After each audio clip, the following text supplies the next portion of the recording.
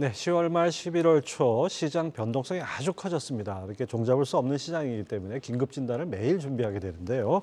오늘은 DB금융투자 문홍철 자산전략팀장 모시고 긴급 진단 함께 하겠습니다. 어서 오십시오. 예, 안녕하세요. 자, 우리 문 팀장님하고 본격적으로 얘기 나누기 전에 먼저 오늘 새벽에 끝난 FOMC 기준금리 다시 동결했는데요. 모두 예상했던 바이지만 파월 의장이 현재 경제 상황을 어떻게 바라보는지, 미국의 향후 경기는 어떨지 관심이 쏠리고 있습니다. 자세한 내용부터 확인해 보겠습니다. 한지원 캐스터가 정리했습니다. Good afternoon, everyone. Welcome.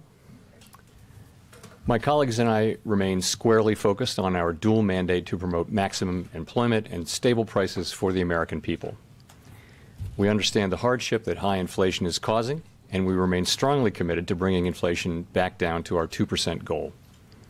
In particular, without price stability, we will not achieve a sustained period of strong labor market conditions that benefit all. Since early last year, the FOMC has significantly tightened the stance of monetary policy. We have raised our policy interest rate by 5.25 percentage points and have continued to reduce our securities holdings at a brisk pace. The stance of policy is restrictive, meaning that tight policy is putting downward pressure on economic activity and inflation, and the full effects of our tightening have yet to be felt. Today, we decided to leave our policy interest rate unchanged and to continue to reduce our securities holdings. Given how far we have come, along with the uncertainties and risks we face, the committee is proceeding carefully. We will make decisions about the extent of additional policy firming and how long policy will remain restrictive based on the 네, 이렇게 간밤 FOMC에서 성명서나 파월 의장의 발언도 대체로 시장에 부합하는 수준이었습니다. 다만 파월이 기자회견에서 내놓은 발언이나 뉘앙스가 추가 금리 인상을 강조하는 쪽보다는 금리 인상이 끝났다는 쪽으로 해석이 기우는 모습이었는데요. 먼저 처음으로 살펴볼 부분은 9월의 FOMC 점도표부터 한번 살펴보도록 하겠습니다. 네, 올해 금리 전망 중간값은 5.6%를 기록을 했었습니다. 이렇게 많은 연준 위원들이 총 12명의 위원들이 연내 추가 금리 인상 가능성을 열어뒀었죠. 하지만 이 점도표에 대해서 파월은 점도표가 유지될 것이다라는 뉘앙스보다는 이 점도표는 약속이나 미래에 대한 어떤 계획이 아니라 언제든지 바뀔 수 있다는 점을 강조를 하고 있습니다. 연내 한 차례 추가 금리 인상을 지지하는 점도표가 이렇게 12월 FOMC에서는 바뀔 수도 있다는 점을 드러낸 겁니다. 그 외로도 파월 의장의 주요 발언들도 함께 살펴볼까요? 이 파월 의장은 현재는 금리 인하를 고려하지 않고 있다고 못을 박았습니다. 현재 통화 정책 기조가 인플레이션을 2%로 지속적으로 돌려놓기에 충분히 제한적인지를 보는 것이 연준이 집중하고 있는 부분이라고 설명을 했고요. 또 파월 의장은 경기가 상당히 탄탄하고 놀랍다라고도 발언을 했는데요. 그는 통화 정책 결정에 있어서 경기 침체를 상정하고 있는 것은 아니라고 말했습니다. 다만 금융 조건, 즉 차입 비용이 올라가면서 소비자와 가계 및 기업의 관련 지출이 커지는 만큼 앞으로의 상황이 어떻게 발전할지 판단하기 힘들다는 입장입니다. 이와 더불어서 우리는 장기채 수익률 상승에 대해서 주의를 기울이고 있다면서 앞으로 지난 여름 이후 광범위한 금융 여건을 긴축시키는 데 기여하고 있다라는 발언도 함께 내놓았습니다. 네, 11월 FOMC 올해 5번째 FOMC인데요. 미국 시장이나 우리 시장 다 주목을 했던 아주 중요한 이벤트였죠. 사실 결과는 모두가 예측한 대로였는데 중요한 건 발언 내용 아니겠습니까? 네. 문 팀장님 어떤 부분에 주목을 하셨습니까? 사실 오늘 나왔던 발언 중에서 가장 핵심적인 것은 이 최근에 장기 금리가 7, 8월부터 대폭 뛰었지 않습니까? 네. 단기 금리는 큰 변화가 없었는데 이 장기 금리가 오르다 보니까 오늘 그것을 연준이 정확하게 성명서에 담았습니다. 이 장기 금리가 오른 것은 경제에 이 긴축 효과를 가지고 있다. 이런 것이죠. 우리가 이것을 볼 때 이제 의미가 있는 건 연준은 단기 금리를 조정하는 그렇죠. 단체고요. 이 장기 금리가 이제 왜 중요하냐? 미국은 이제 한국이랑 좀 다른데 한국은 주로 이제 3개월 연동된 금리 대출을 많이 받으시잖아요. 예. 주택담보대출도 그렇고 기업들도 뭐 길어봐야 1년 이내로 대출을 받으면서 금리가 계속 조정이 되는데 미국은 주담대부터가 30년 고정금리를 받고 기업들조차도 10년 이상의 조달을 많이 하거든요. 예. 기준금리 올려봐야 이 사람들이 그 부담을 느끼려면 상당한 시차가 걸립니다. 그런데 이 시차가 가장 중요하고 두 번째는 기준금리 올려봐야 단기금리이기 때문에 장기금리가 변하지 않으면 경제에 긴축 효과를 미치는데 제약이 좀 있어요. 마침 이번에 한 3개월 동안 장기물 금리가 이제 급등을 해버리니까 연준이 보기에도 이것은 단기물을 조정하는 통화 정책보다도 오히려 시장 스스로가 장기물 금리가 오르면서 경제에 긴축 효과를 주겠구나라는 이제 평가를 전에도 이제 일부 위원들이 했었고 오늘은 이거를 이제 공식적으로 연준 전체의 이제 중론으로 받아들였다는 의미가 있는 거고요. 그 얘기를 거꾸로 하면 굳이 추가적인 단기 금리 인상은 안 해도 되지 않겠나. 그렇죠. 이렇게 해석을 할 수 있을 것 같습니다. 뭐 금리 인하는 이제 금리 인상은 이제 끝났다. 뭐 이런 것이 이게 장기 금리가 워낙 뛰다 보니까 네. 25pp씩 한 두세 번은 더 올린 효과가 이미 나타난다 나오고 이런 있죠. 얘기 나오죠. 예, 예. 오늘 금리 동결은 모든 위원들이 만장일치로 결정했다고 하는데요. 네. 점도표도 그렇고 앞으로 금리 향방은 어떻게 될 것 같습니까? 이제 기준금리 말씀이신 거죠. 네. 기준금리 같은 경우에는 이미 연준이 이제 몇 달 전부터 대략 현재 레벨 정도를 이제 유지를 하자. 이게 이제 내부 중론으로 정해진 것 같습니다. 다만 그러면은 이제 금리 인상은 끝난 거 아니냐? 예. 기준금리는 그럴 가능성이 있는데 다만 이 장기금리 같은 경우에는 연준이 최근에 장기금리 상승을 유도한 면도 일부 있거든요. 예. 왜냐하면 아까 9월 전후표를 보셨겠지만 올해의 기준금리 고점은 그냥 똑같이 유지했는데 예. 이 내년도 혹은 내후년 심지어 아주 먼 장기의 금리에 대한 예측치는 좀 높였단 말이에요. 그렇죠. 오히려 이거는 이제 실질적으로 장기 금리를 올라가게 해야 한다는 이제 연준 인사들의 생각이 반영이 된 거고요. 그렇다면은 이제 기준금리는 더 올릴 걱정은 뭐 안 하셔도 되겠지만 이 장기 금리 측에서의 불안감은 조금 남아 있는 게 있고 아마 물가가 지금 이제 3.7% 미국 그런데요. 이게 물가 압력이 높아져서가 아니라 기술적으로 아마 연말에는 4%를 살짝 넘을 수도 있습니다. 기저효과 때문이죠. 예. 네. 그러다 이제 내년에 다시 떨어지긴 할 건데 잠깐 한 6개월 정도는 계속 반등세를 올라가고 있기 때문에 이게 또 연준 인사들에게 어떤 매파적인 얘기를 또 하게 할지 이제 모르는 요소로서 남아 있기 때문에 당분간은 좀 조심스러운 행동을 우리가 좀 해야 될 것 같습니다. 이게 점도표는 뭐 석 달마다 나오니까 9월 예. 거를 우리가 지금 봐서 예. 충격을 받았는데 그렇죠. 12월 달엔 좀 약간 변하지 않을까요? 이 12월 달이 마침 이 물가 지표가 꼭지를 치는 또 시기. 여기서 말하는 꼭지는 이제 단기 순환에서 이제 꼭지가 되는 건데 그러다 보니까 저는 약간 이제 불안한 마음이 좀 있기는 하고요. 다만 현재의 금리 인상 기준은 사실상 지난 7월 달에 마무리됐다라고 봐야겠지만 이 장기 금리의 움직임이 사실은 가장 관건이지 않습니까? 여기에 대해서는 약간의 불안감은 연말까지는 좀 남겨져 있는 예. 것으로 보여집니다. 예. 자, 그다음에 또 이 지정학적 리스크 뭐 세계가 다 겪고 있는 건데 그럼에도 불구하고 미국 성장과 소비는 꺾이질 않고 있어요. 예. 이 4분기나 또 내년에는 또 경기 침체도 있을 거다. 짧고 가볍게 있을 예. 거다 이런 얘기도 있는데 예. 어떤 변수에 더 무게가 실릴까요? 이 기준금리를 뭐 거의 600bp를 올렸고 거기에 양적 긴축까지 했지 않습니까? 이거 어떻게 보면 더블로 긴축을 한 건데 뭐 금리로 치면은 거의 한 뭐 7, 800bp를 올린 거랑 효과가 비슷할 것 같아요. 네. 그럼에도 불구하고 왜 미국 경제는 이렇게 탄탄하냐?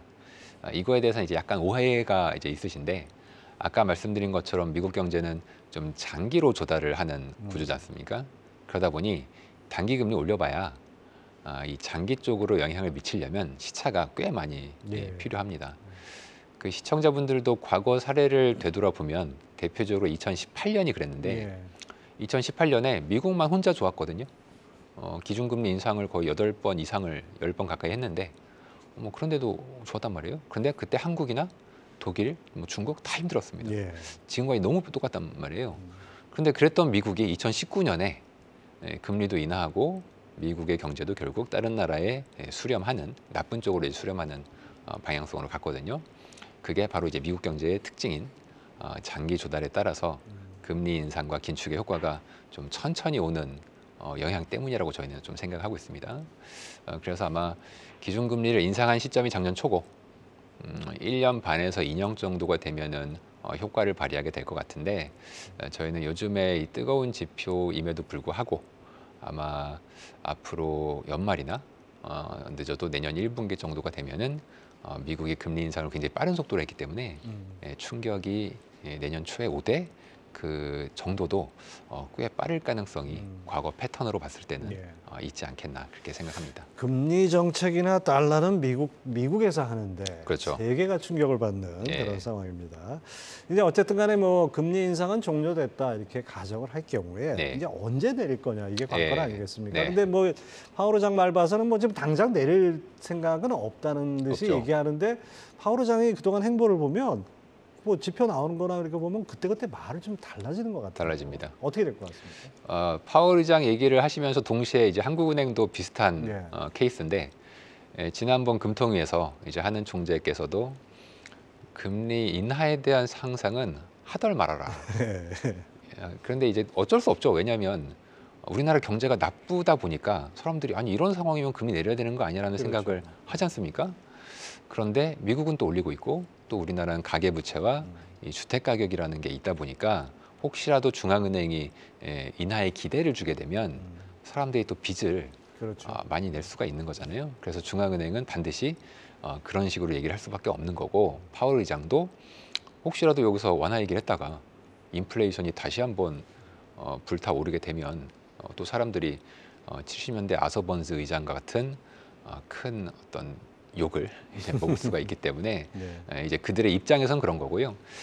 다만 내년에 뭐 언제 인하를 하냐에 대한 뭐 판단 기준으로는 굳이 제가 뭐 전망을 한다기보다는 과거의 패턴을 좀 참고하시는 게 좋을 것 같고요. 과거 한 80년 동안 미국에서 금리 인상을 이제 끝내고 뭐 다시 인하를 했겠죠 언젠가는. 예. 그럼 동결 기간이 있지 않겠습니까? 예. 그 짧은 동결 기간의 이제 평균 개월 수는 8개월 정도고요. 8개월 정도. 이제 우리가 평균보다는 그 중앙값을 쓰는 게 더 좋을 수도 있는데 중앙값 기준으로는 4개월이 좀 안 됩니다. 그리고 7월 달에 그때 올리고 끝났다 그러면 예. 이제 뭐 오지 않았다는 얘기네요. 패턴이 그렇습니다. 전망이라기보다는 예. 패턴이 그런데 저희가 만약에 돈을 건다면은 저는 과거의 패턴과 확률에 거는 게 예. 투자라는 게 그런 거 아니겠습니까? 그래서 사람들의 예상이나 파월 의장의 예상과는 좀 다르게 흘러갈 수 있다. 그 점을 좀 염두에 두실 필요가 있는 것 같습니다. 자, 최근 미국 증시 뭐 미국 증시뿐이 아니라 글로벌 증시 흔든 게 미 국채 금리였는데 그렇죠. 이 10년물 국채 금리가 5%를 넘어간다. 이게 정말 네. 충격적이었어요. 네. 근데 지금 조금 내려왔지만은 이 금리 수준 네. 여전히 높은 수준인데 네. 이것이 시장에 미치는 영향은 여전하다고 봐야겠죠. 일단 현재 미국의 5%, 뭐 오늘은 좀 많이 떨어지긴 했지만 뭐 5%라고 하고 5%의 10년물 금리가 합당하려면 그러니까 펀더멘털을 금리가 따라가야 되지 않습니까? 그렇죠. 지금은 일단 금리가 먼저 혼자 올라와 있는 상태예요. 그럼 채권 시장이 도대체 무슨 생각을 하고 있냐? 5%의 10년물 금리는요. 미국이 앞으로 10년 동안 실질 성장 기준으로 5% 전후에서 왔다 갔다 한다는 얘기입니다. 예. 참고로 코로나 이전에는 보통 1에서 3.5 왔다 갔다 보통 2% 초반 했거든요. 근데 채권 시장은 아니다. 이제 미국은 뭔가가 변했다. 경제의 구조가 바뀌었든지. 그래서 앞으로는 이게 아니라 5%의 성장을 중심으로 해서 10년 동안. 그래야 5%의 10년물 금리가 맞습니다. 여러분들도 한번 생각을 스스로 한번 해보십시오. 그렇죠. 과연 미국이 앞으로 실질이에요. 목목 아니고 실질로 GDP가 5%씩 10년간 성장할 거냐? 5%씩 성장하면은 아마 세계적으로 엄청난 충격이 올 수도 있을 것 같아요. 너무 성장해서. 너무 성장해서 뭐 그게 정말 좋은 걸 수도 있고요. 대표적으로 이제 90년대 말이 미국이 잠깐 5% 성장을 했던 적이 예. 있었거든요. 당시에 이제 클린턴 정부 말기였었는데 뭐 그런 그때는 뭐 IT 혁명 때문에 뭐 그렇다 뭐 이런 얘기들이 꽤 있어요. 과연 앞으로도 그게 될지에 대해서는 좀 지켜봐야 될 것 같습니다. 네, 그렇습니다. 자, 최근 장기물 국채 금리가 시장을 좌우하면서 FOMC만큼 중요하게 본 게 이제 그 미국 재무부의 국채 발행 세부 계획 발표였는데요. 어떤 내용이 나왔는지 자세히 한번 알아보겠습니다. 한지원 캐스터가 전해드립니다. 네, 미국 재무부에서 분기별 리펀딩, 즉 다음 분기 국채 발행 계획을 어제 밤에 발표했는데요. 자세한 내용 한번 짚어보도록 하겠습니다. 네, 미국 재무부는 이미 지난 10월 30일 오후 3시에 올 4분기에 국채 발행을 통해서 7,760억 달러를 차입할 계획이라고 밝혔습니다. 이는 지난 7월 전망치였던 8,520억 달러에서 줄어든 수치고요. 지난 3분기와 비교했을 때도 1조 100억 원과 비교했을 때 꽤 줄어든 수치입니다. 그리고 1분기도 발표를 했는데요. 내년 1분기에는 8,160억 달러의 국채를 발행할 계획이라고 발표한 바 있습니다. 그런데 이렇게 순 발행 규모 예상치는 하향으로 수정이 됐지만 전체로 놓고 본다면 발행 규모 증가 추세는 지속될 전망이라고 합니다. 이렇게 역대 4분기와 1분기 각 분기별 국채 순 발행 금액표를 이렇게 두 가지를 준비를 해봤는데요. 먼저 4분기만 놓고 보더라도 21년도에 6,890억 달러로 가장 높았는데 이를 뛰어넘는 이번 분기에는 7,760억 달러를 발행을 했고요. 1분기도 마찬가지입니다. 지난 2022년도에 가장 높았습니다. 6,680억 달러였는데 이를 훨씬 뛰어넘는 수준, 사상 최고치를 기록을 했습니다. 그래서 국채 발행 규모에 주목하고 있었는데 어젯밤에 재무부에서 발표를 했죠. 미 재무부는 만기가 도래하는 정부의 부채 상환을 위해 내년 초까지 국채 입찰 규모를 체계적으로 늘려가겠다고 발표를 했습니다. 이 발표한 입찰 계획에 따라 다음 주에 분기별 리펀딩으로 이렇게 1,120억 달러를 매각할 계획인데요. 이는 지난 분기, 그러니까 3분기인 1,030억 달러보다 약 90억 달러 소폭 늘어난 수준입니다. 재무부는 이를 통해 90억 달러에 98억 달러의 현금을 새로 조달을 하고요. 11월 15일에 만기 도래하는 증권 1,022억 달러를 상환할 계획인데요. 이번 매각은 다음 화요일부터 시작을 합니다. 화요일부터 3년 만기 480억, 그리고 다음 날인 수요일에는 10년 만기 400억 달러, 그리고 다음 날인 목요일에는 30년 만기, 펜이 안 나오네요. 30년 만기인 240억 달러 등 3번에 나뉘어 진행됩니다. 8월과 비교했을 때 이번에 공개된 계획의 가장 큰 특징은요. 10년물과 30년물 발행 물량 증가 속도가 줄었다는 점인데요. 이 10년물 발행 증가 규모는 전분기 대비 줄었습니다. 이렇게 전분기에는 30억 달러였는데 다음 분기에는 20억 달러로, 약 10억 달러로 좀 축소가 됐고요. 30년물도 마찬가지입니다. 20억 달러에서 10억 달러로 축소가 됐습니다. 하지만 20년물 발행에 대해서는 기존대로 유지가 되는 흐름이 포착이 됐습니다. 최근 장기물 금리 급등에 따라 장기 국채 발행 규모 확대 속도 조절에 나선 것으로 해석이 되고 있는데요. 다만 추후 경기 침체론이 불거지면 다시 돈 풀기에 나설 가능성이 노무에 관심이 모아지고 있습니다. 네, 이렇게 미국 시장이나 미국 재무부, 그다음에 연준의 움직임을 지켜보다 보면 우리가 자연스럽게 국제금융 전문가가 되지 않을까 싶은데요. 지난 3분기 때는 예상보다 큰 규모로 국채를 발행함으로써 시장에 충격이 좀 있었는데 이제는 그렇죠. 증가폭이 조금 낮아지는 것 같아요. 맞습니다. 이거 어떤 배경에서 이렇게 결정했습니까? 일단 이유가 제일 중요할 것 같은데요.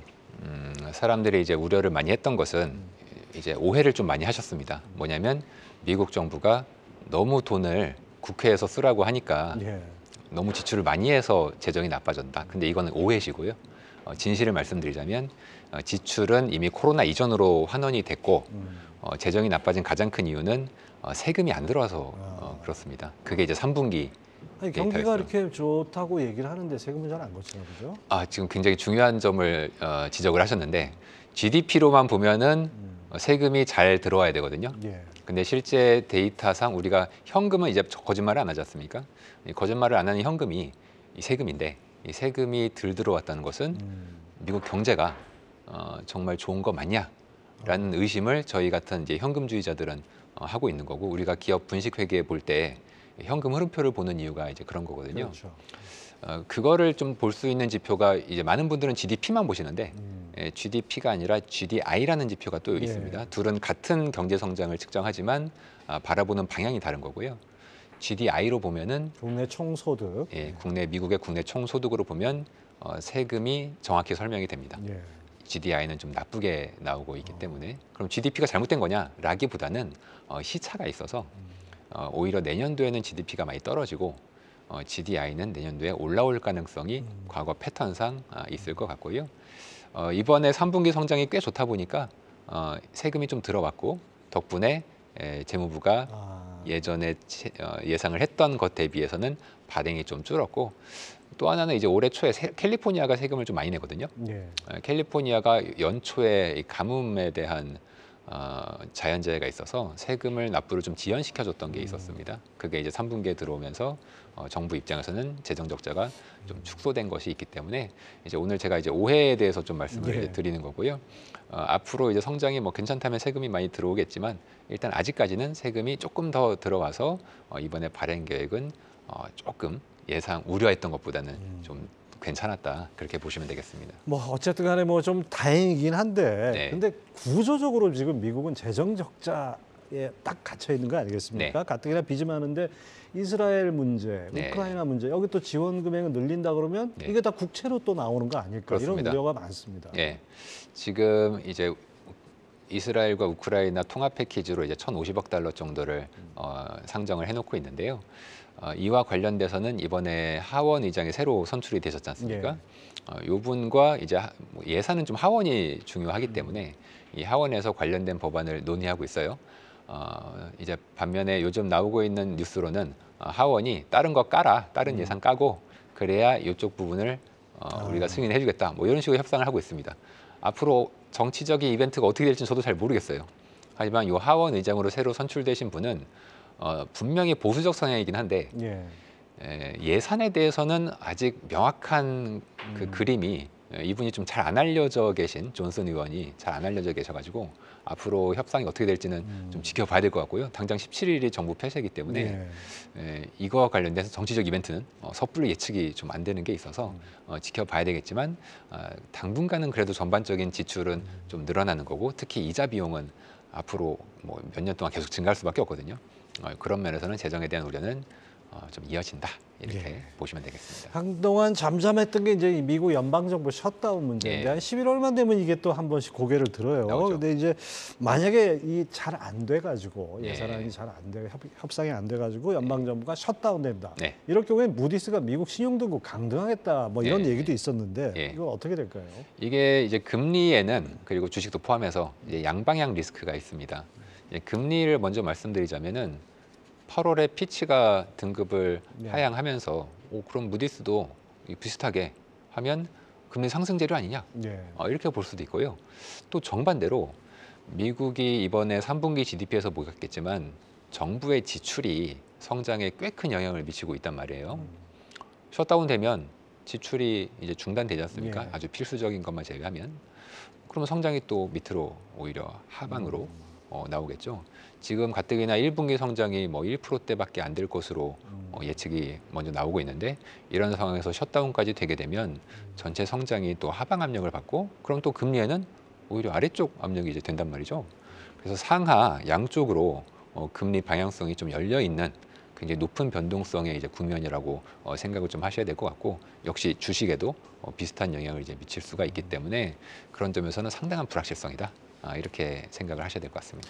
뭐 FOMC 오늘 새벽에 뭐 파월 의장 발언에 이제 주가는 끌어올리고 채권 금리는 낮췄는데 지금 말씀 제가 이렇게 쭉 종합해 보면은 미국채 금리는 오히려 상방 압력 쪽이 조금 더 큰 거 아닌가 이런 생각이 듭니다. 예, 여전히 상방이 조금 있긴 하고요. 다만 5%를 잠깐 넘었을 때 주요 헤지 펀드들이 이 금리 상승 베팅을 대거 청산을 많이 했어요.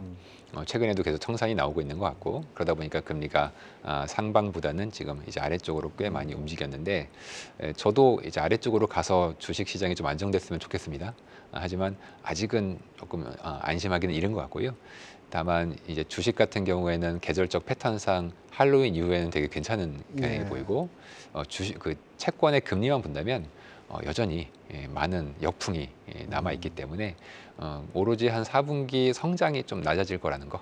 근데 그 외에 뭐 재정이나 물가 쪽은 금리에는 그렇게 우호적이진 않아서 좀 지리하고 변동성은 크되 사람 마음만 흔들어 놓고 결국 금리의 최종적인 방향성은 크게 오히려 변화가 없는 약간 그런 장세가 좀 4분기에 채권 쪽에서는 있지 않겠나 이렇게 보입니다. 미국 채권 시장 움직임, 뭐 미국 시장도 그렇지만 우리 시장에 너무나 많은 영향을 미치기 때문에 이것이 앞으로 어떻게 변할지 참 궁금한데 중국 그 환율이나 금융시장 그 관련해 가지고 어떻게 보십니까? 중국은 이제 우리나라가 워낙에 이제 수출을 하기 때문에 영향력이 굉장히 큰 지역이라고 할 수 있겠고요. 마침 어제 수출 지표도 보니까 이게 거의 뭐 오래간만에 13개월 만에 플러스 전환을 했습니다. 그렇다면 수출주 투자하시는 분들은 꽤 앞으로 이게 모멘텀 자체가 살아난 예. 거기 때문에 특히 반도체 중심으로 괜찮게 보셔도 되지 않겠는가 그렇게 생각을 들고요. 이제 중국은 뭐 펀더멘탈보다는 미중 간의 어떤 갈등의 우려들이 이제 있는 거라서 지금 당장의 영향력은 좀 적어 보이고 중국이 특히 지지난주에 대규모의 재정을 좀 쓰겠다. 예. 이게 약간 진일보한 태도로 바뀐 거거든요. 그래서 요거에 대해서도 뭐 지표를 보더라도 저점을 친 것 같고 설마 이보다 더 나쁘겠냐 이런 생각들이 나오는 것 같아서 중국에 대해서는 이제 그동안 너무 비관적이셨는데 앞으로는 계속 지표를 보면서 정말 기술적으로 올라오는지 이 점을 지켜보면 될 것 같습니다. 밑바닥 보고 나니까 뭐 이제 더 내려갈 일은 예. 많지 않다 이렇게 그렇죠. 봐도 될 것 예. 같습니다. 자, 달러 강세가 이어지고 있는 가운데 그제 일본은행이 예. 수익률 통제 곡선이라고 그러죠. 네. YCC 정책을 확대를 했습니다. 이것이 뭐 이렇게 되면은 뭐 엔화가 좀 강세로 간다든지 뭔가 좀 변화가 있어야 되는데 네. 엔화 약세는 여전해요. 여전합니다. 그거 왜 그렇습니까? 사실은 그 BOJ 전날 니케이에서 먼저 보도가 나왔는데 그 보도는 좀 세게 나왔습니다. 뭐라고 나왔냐면 YCC나 기존의 정책을 많이 긴축적으로 갈 것이다. 그러다 보니까 사람들이 이제 베팅을 해야 되겠죠. 베팅을 했는데 이제 뚜껑을 열었지 않습니까? 예. BOJ 당일날. 그런데 이거 니케이 보도나 내가 베팅한 거 대비해서는 좀 뜨뜻미지근했어요. 뭐 비슷한 얘기긴 하지만. 그러니까 이제 베팅한 거를 조금 감아야 되겠죠. 그 감는 과정에서 오히려 엔은 조금 더 약해졌고 뭐 금리 시장도 비슷한 영향을 좀 미쳤습니다. 이제 당일날은 그렇고요. 다만 앞으로 좀 긴 흐름에서 뭐 적어도 연말이나 연초까지 본다면 지금 기시다 내각의 지지율이 좀 낮은 편이고 예. 달러 엔 환율이 150엔을 넘다 보니까 이런 상황이면 BOJ가 정치적인 압력을 받을 수밖에 없거든요. 그렇다면 아마도 정책은 결국은 긴축적인 방향으로 엔을 강세로 돌리고 YCC를 좀 더 금리를 위쪽으로 올라갈 수 있게 열어두는 방향으로 정책을 아마 낼 거고 BOJ의 특징이 깜짝 정책, 뭐 도시락 폭탄이라고 하는 예. 이런 정책에 좀 능합니다. 그래서 니케이 같은 데서 먼저 흘리잖아요. 오히려 가만히 있고요. 오히려 갑자기 조용한 뭐 연말 이럴 때 다 휴가 갔을 때 갑자기 깜짝 정책을 딱 터뜨리는 경우가 되게 많아요. 작년 연말에도 그랬거든요. 그래서 연말까지 BOJ는 긴장의 끈을 놓으면 안 될 것 같고 이게 이제 시장에 어떤 영향을 주냐면 보통 BOJ가 긴축적으로 가면 미국채 금리가 오르면서 뭐 엔은 강해지겠지만 달러 원은 원화가 좀 약세로 반응하는 경우가 예. 좀 있습니다. 미국채 금리가 오르기 때문에 그런 면에서는 역시 좀 금리 쪽에는 불안한 요소로서 좀 남아 있는 것 같습니다. 네. 하여튼 뭐 전쟁도 전쟁이지만 이 매크로 변수들이 우리 시장을 꽉 누르고 있던 상황에서 네. 지금은 조금 뭔가 숨통이 트이는 것 같긴 한데 네네. 확신하기는 좀 어려운 것 같습니다. 여전히 네. 의구심이 남아 있는 구간인 것 같은데요. 네. 우리 시장 어떻게 봐야 될까요, 연말까지? 일단 저희는 수출이 저점을 쳤다. 이거는 굉장히 좋은 재료고요. 연준이 조금 걸립니다. 네. 연준의 태도가 만약에 제대로 바뀐다면 연말 중에 그러면 더 한 번 기대를 할 수 있겠는데요. 일단 수출과 반도체 쪽은 좋은데 연준에 대해서는 뭐 연말까지 물가도 좀 오를 가능성이 있고 뭐 성장이 또 워낙에 괜찮게 나오다 보니까 아직까지는 지켜보자. 그렇다면은 좀 저가 매수하실 분들은 미리 좀 사셔도 될 것 같고 할로윈 이후에 특히 난 좀 더 모멘텀을 따라가겠다 하시는 분들은 뭐 이번 분기 중에 보시다가 좋은 뉴스에 추격 매수하는 쪽으로 대응을 하시면 될 것 같습니다. 여전히 뭐 좀 긍정적이지만은 좀 조심스러운 구간인 거라고 생각이 됩니다. DB금융투자 문홍철 자산전략팀장 함께했습니다. 말씀 감사합니다. 예, 감사합니다. 예.